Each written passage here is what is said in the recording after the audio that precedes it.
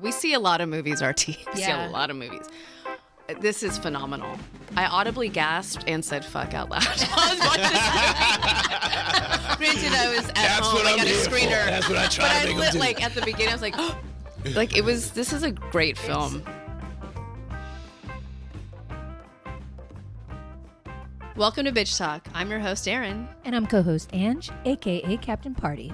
And for more than 11 years, the show has celebrated underrepresented voices in pop culture and beyond.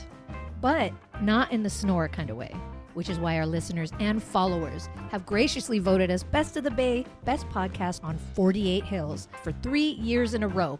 Three-peat, bitches. If you like what you hear, follow us on Instagram and check out our website, Bitch Talk Podcast, and rate us wherever you listen to podcasts. We're begging you to judge us. When does that ever happen? Oh, you're not going to say anything? Oh, what'd I say? Yeah. Yeah. Okay, on that note, on with the show. Clink.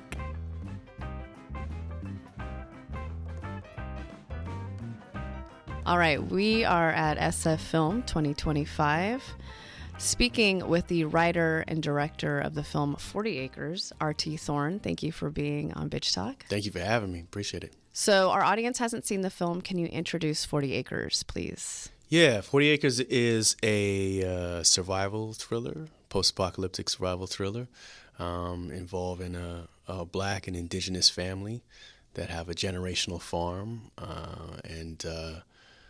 It takes place in sort of a future where famine is widespread. All the animals on the planet have kind of died off. And so now if you have land and you know how to work it and make it produce, you have the biggest target on your back. So it's about a matriarch, Miss Danielle Deadweiler, came aboard and blessed us with her presence. And she leads the family with Michael Gray Eyes is her partner. Yes, they're a badass family. And they don't know how to protect their land. So that's what it's about. Yes, we have so much to talk about with this film, and I was like, I can't wait for you to watch it. As soon as I watched it, you're drawn in immediately.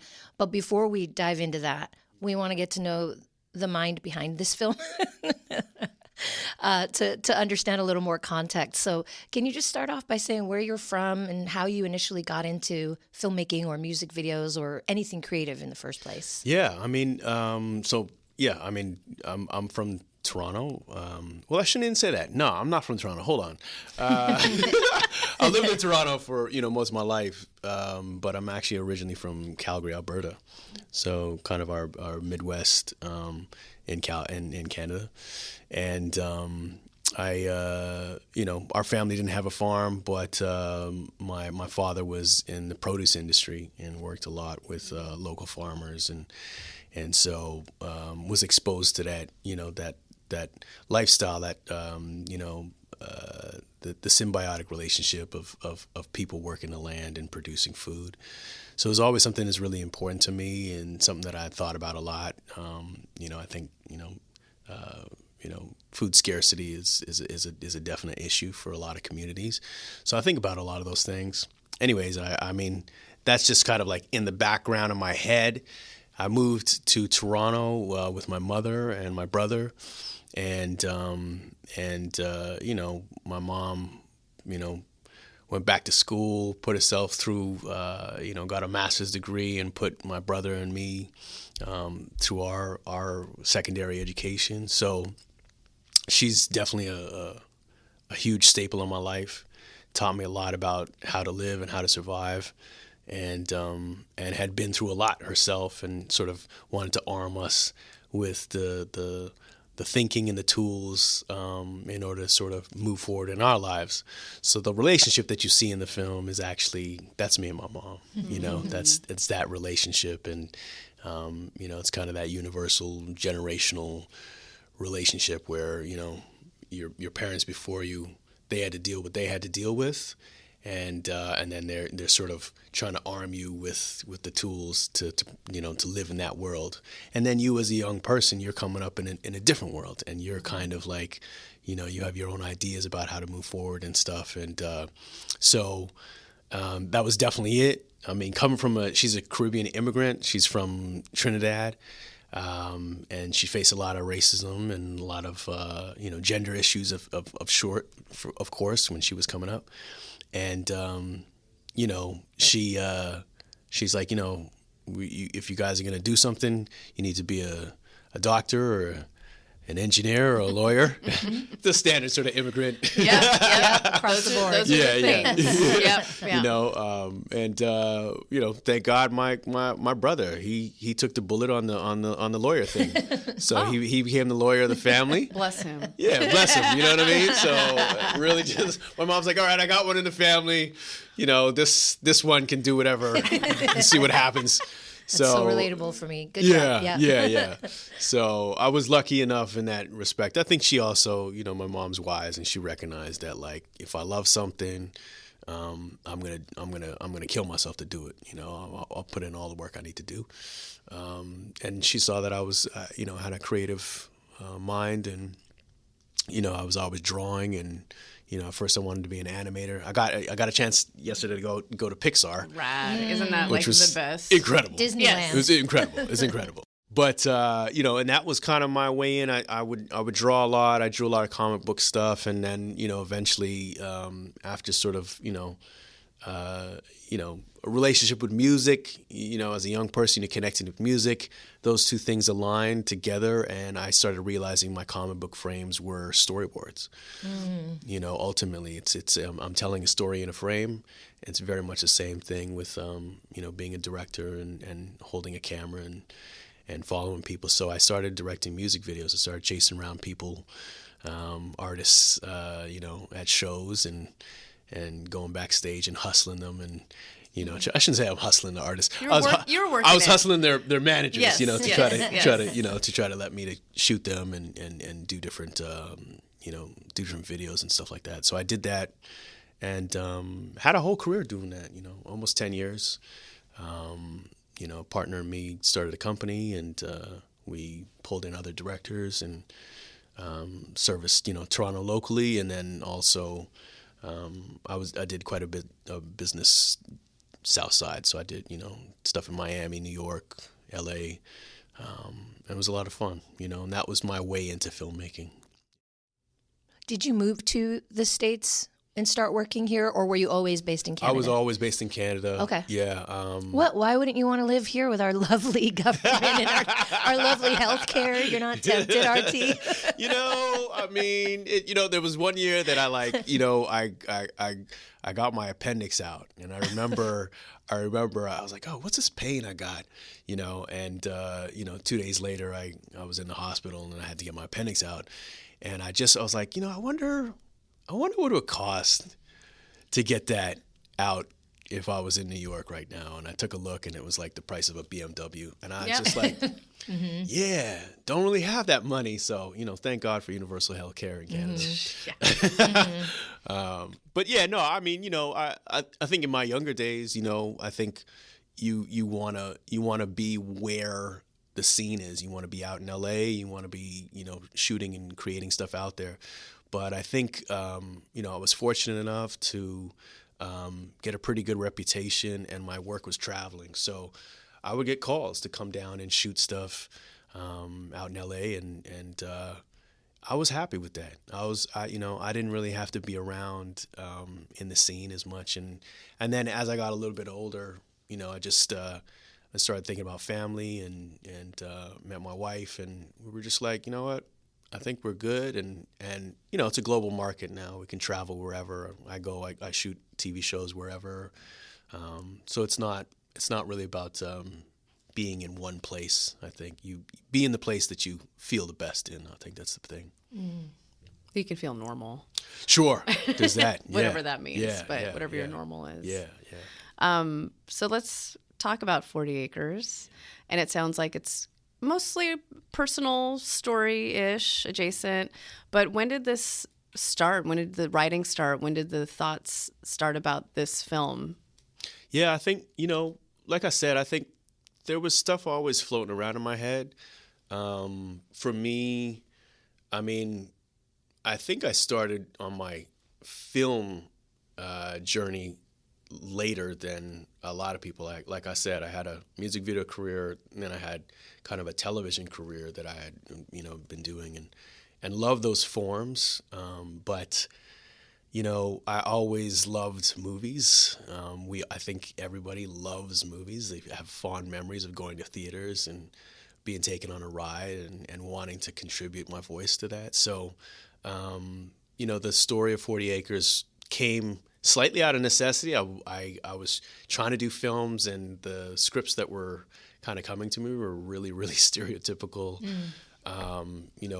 Being a filmmaker of color, a black filmmaker, a lot of times the scripts that you get are, they're just, standard, stereotypical, hood movies, those kinds of things, and while those narratives are important, they're just not my experience. So I needed to start writing in order to satisfy that urge. So, and I wanted to tell a story that was personal to me a little bit, but I'm also a genre kid, I love science fiction. I love thrillers. I love action.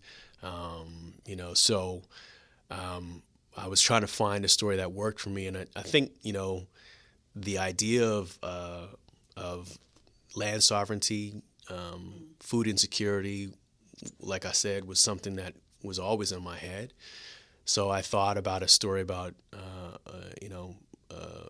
some black farmers, and then when I knew that would be the core of my story, then the personal story of my mother and me and our generational sort of divide and conflict, I wanted that to be the center of it.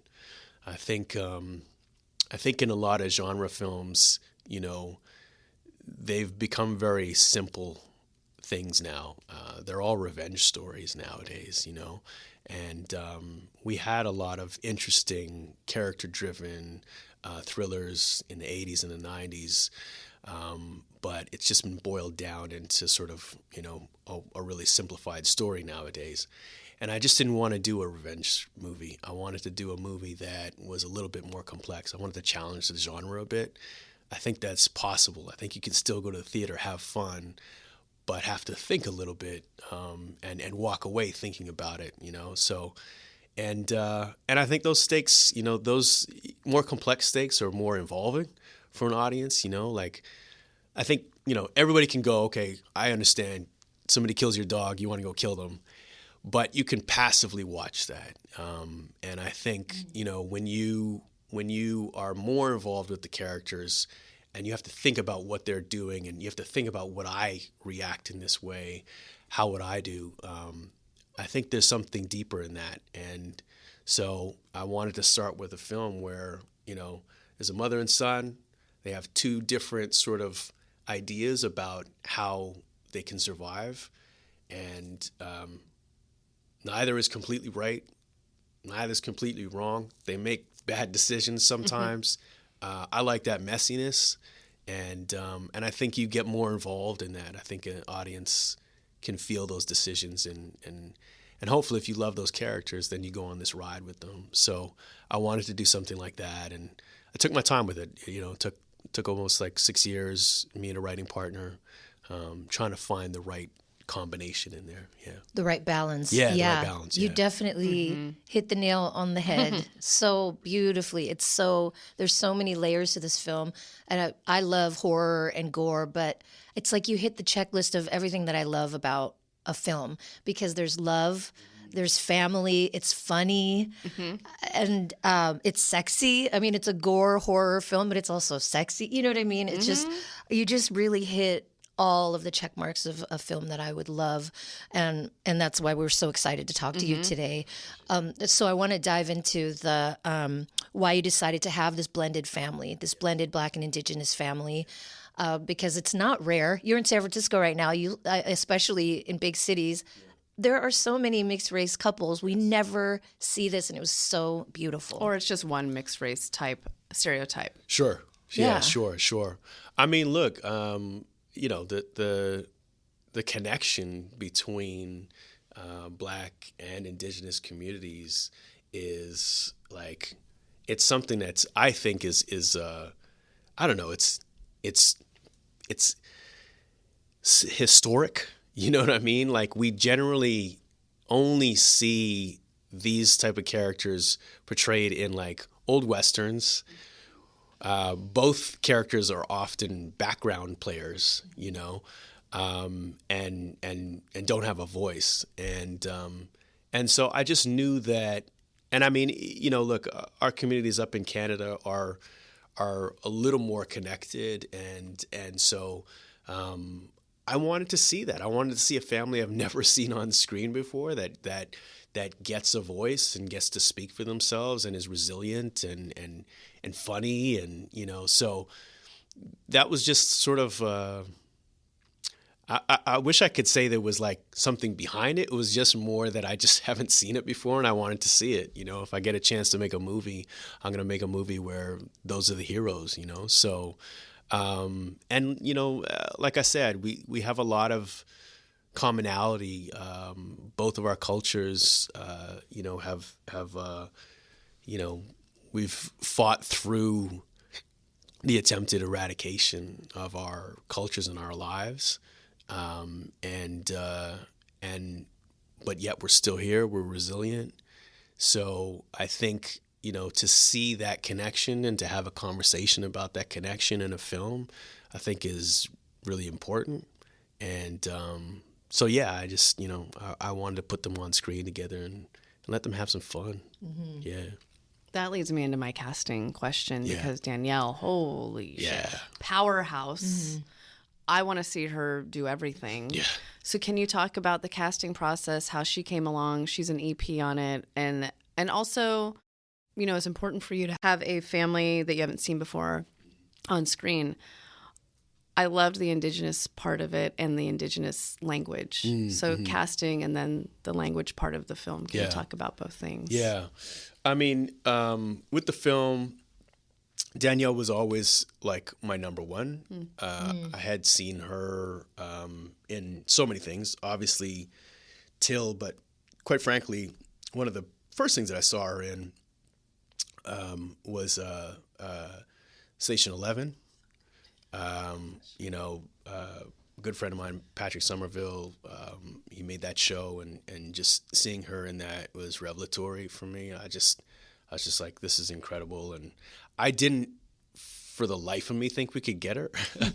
But and then, you know, obviously her work in Till and The Heart of the Fall, you know, she just steals every scene that she's in. So I was hopeful that it would happen. She has such a lived in and a grounded and a human portrayal in everything that she does, but especially in this. And so, you know, look, we put our feelers out there through various different channels to try to get at her. It was like nail biting because we were moving forward with production. And at the time it was also the strike, like the SAG strike was going on. And we were like, we got to make this movie this year. It has to happen. We weren't sure if we were going to get her, and I didn't know what we were going to do if we didn't get her. And I'll tell you the truth, it really came in under the wire. Like, she came in probably like 2 weeks before production actually cameras rolled. Is that when your appendix was bursting? I'm pretty much. All that just added together. It was because no, I'm kidding. Oh my God, that is insane. Your mom was about to have to step in. Yeah, exactly. You know what I mean? But thank God, you know, she had read the project, and then we hopped on the phone, and she's like, I know this woman, I know what she's about, and you know, and I'm ready to jump in. Let's go. So we were just blessed. And then you know, Michael Gray Eyes. You know, I told Michael this when I met, you know, I work from sort of a very visual place at the very beginning of a story, and so I have to see the people, and so I kind of assembled the cast and put them into sort of a deck that that guides, you know, sort of tonal references and these kinds of things, and Michael was in my deck from the very beginning, like absolutely from the very beginning. And like, and I, I sent his people the script, and he was actually the first one to jump in. He's like, never seen a story like this. I'm totally in, but he's a busy guy, and he was working on different projects and directing as well.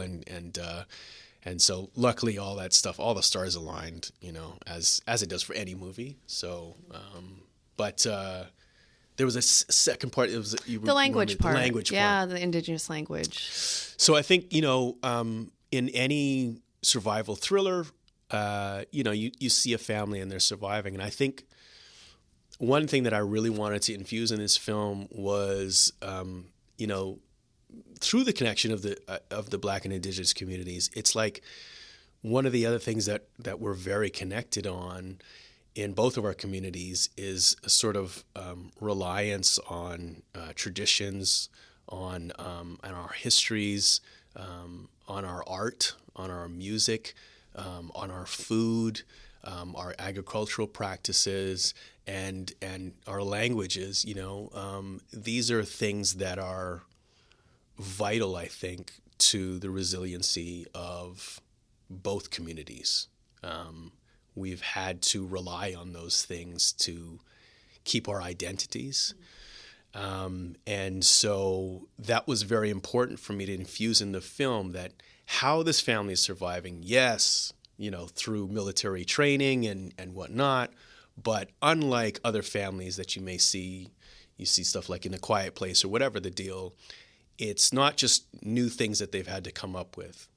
It's history that they've had to inform how they do. And that is the backbone of their actual survival techniques. So that's why, Haley is making her kids do book reports and that's why Galen loves cooking and cooking with the foods that he used to eat. And it's also why, they speak their language when in crisis. They revert to the language that they have always used. And I just thought those are very important practices. They echo how our communities have learned to survive, and we rely on that knowledge through those things to keep us resilient and provide us with a sense of identity. And so it was a very important aspect of it for me. So it comes through. Everything is just so meaningful. Mm-hmm. Everything that you put into this story, you didn't take any shortcuts, and everything, like you said, reverts back to historical reference. Mm-hmm. It's so crazy how much you put into this story. But I do want to talk about, with one of the rituals I found really beautiful, we see an Earth Song ritual happening with one of the daughters, and she talks about the moral responsibility of the soldier. I really like that phrase. And if you could elaborate on that, because I feel like we like to put meaning behind a word. It's a good word or a bad word. It means you're an oppressor or oppressed, but that the moral responsibility of a soldier, there's so much more to it than that, right? The nuance behind that. I mean, she's referring to Toussaint, who's a Haitian revolutionary, and Haiti has this place, I think for Black communities of understanding, if they do understand it. It's a history that I didn't really know too well, and kind of went back because of my Caribbean heritage, kind of looking and exploring, what has happened in the Caribbean in terms of, how people have survived down there. And Haiti has this, this history of being one of the only countries that rebelled against colonialism and won, and is through Toussaint, this revolutionary, who had a dedication to, as a soldier, but had a dedication to his community. And the sort of, he made that speech, it's the moral responsibility of the soldier is to take care of the community. That's the baseline. So again, it's sort of a reference of how Haley is infusing her her history and history of Black communities into her children, so that they understand not only, do they learn how to fight with guns and fight people, but the purpose behind this is to make sure that you're looking out for your community, and so it's just a little tidbit that I wanted to show that her character is intentional with the way that she's raising her children. And it's an echo of my mother. Like my mother, she didn't raise us to be killers or anything like that. But it's an echo of the responsibility of learning about your history and understanding it. And so and I mean, Danielle is, when she says those words, you're like, she means this shit. Yes. Yeah. Yeah, I wouldn't mess. Well, with I her. wrote it down. I was like, I got it. I got to You're reference like, yes, this ma'am. later. Yes, ma'am. Yeah, I'm writing it down. Let me- exactly. Yeah, Taking yeah, notes. yeah. It's part of her book report. And Danielle's looking for it. Yeah. She's waiting. To do. Yeah. Intricacy, I have that actually written down, and details. The setting, the location, and set design. Please give the flowers to everyone you need to. Because like that, I want to call it a war room, but it's not, where she's speaking the radio. Yeah, and yeah. That, can you please talk about We that? affectionately call that the boot. Oh, yeah. And Peter Costco is our incredible production designer. He and his team, that was one of our sets. It's like we really shot on location in a farm in northern Ontario. We shot, about 30 days, and I would say about 26 of those days was on location on that farm in general. And then Peter, designed this incredible sort of bunker-style basement that had tunnels, to different parts of the farm, and just a masterwork of stuff. Peter's done he worked on Sarah Polley's film Women Talking, and just has an incredible, beautiful, gritty, textured sense of detail, and he brought all my dreams to life, just like the ultimate, sort of gun room and communication station, and really made it just feel lived in. And he's a genius. Yeah. Well, now we have to turn to sound design, because you're a music video guy, and so much tension is built through. Like I was clocking like just stepping on grass and like water dripping, those things, but also the score. If you want to get into, Yeah. I mean, I assume it was very important for you as a music video guy. Absolutely. And it shows the effort. I think our composer Todor Kabakov, he's just kind of a savant. I hadn't worked with him before, but I knew of him in the Toronto scene and wanted to work with him, and he was kind enough to come on board, and for our little tiny indie budget. I shouldn't say it's little tiny. It's probably not. It was. It's not $5,000. It was. We had a healthy indie budget. I It will say doesn't that. look or feel No, like it, at just all. for anyone listening. Yeah. We had a healthy indie budget, but but he came on board, and we couldn't pay him what he would normally jump in on, right? But and he just he works from a very organic kind of a sense. The film is about sort of surviving on a farm and doing, working the land, and he really wanted the soundscape to feel like that. So a lot of the sounds for the score are not conventional instruments at all. He went around and recorded. He would tear bark off of trees and capture the wind blowing over grass, and you used old rusted drums and oil drums to be percussion, and then he would sort of take all these sounds and work them into their own rhythm. So he is just he works in a different kind of way than I've seen. And it was just a blessing, like kind of like being along for that ride and seeing how he functions. And I think it's one of the best scores that I've heard. I'm just in love with it, you know. So, and then our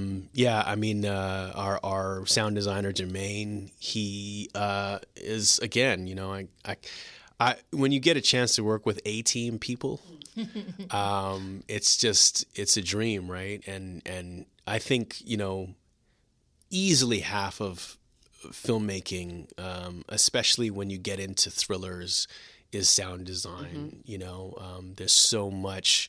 It's sort of like an unsaid thing. People don't really understand the amount that it adds to the thrills and the chills that you experience in the theater.